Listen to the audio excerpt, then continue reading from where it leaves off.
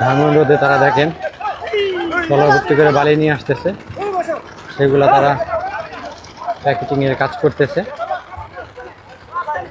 এত দ্রুত সময়ের মধ্যে ভাঙন ধরেছে যে দেখেন ভাঙন রোধ করা খুবই কষ্টকর।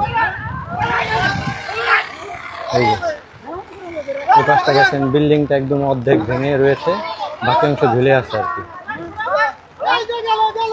আমি রয়েছি শরীয়তপুর জেলা জাজিরা থানা মাঝিরকান্দির ঘাট। এটা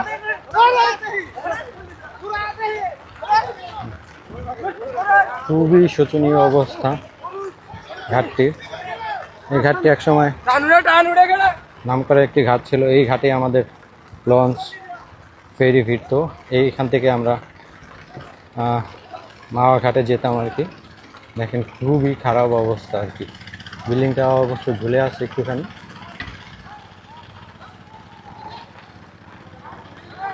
গত 2 দিন যাবত এই নদী ভাঙার কাজ চলতেছে।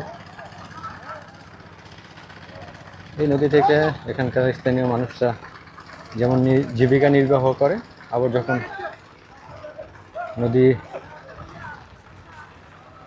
খারাপ রূপ ধারণ করে তখন আবার মানুষকে মুহূর্তের মধ্যেই ঘর শূন্য বাড়ি শূন্য করে ফেলে।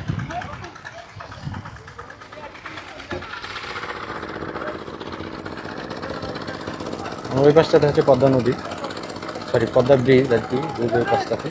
আর এটাই মাঝির ঘাট বা সত্তরমাধ্যর ঘাট নামে পরিচিত। গত কয়েকদিন যাবত তুমুল বৃষ্টি, সাথে পানি বৃদ্ধি থাকার কারণে, পানি বৃদ্ধি হওয়ার কারণে এই সমস্যাগুলো হয়েছে।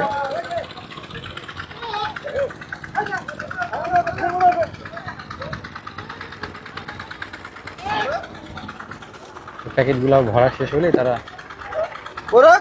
সেলাই করবে, সেলাইয়ের কাজ করতেছে। আমি আপনাদেরকে দেখাই, সেলাই শেষ হলে তারা প্যাকেটগুলা নদীর মধ্যে ফেলে দিবে। সেলাই চলতেছে দেখে।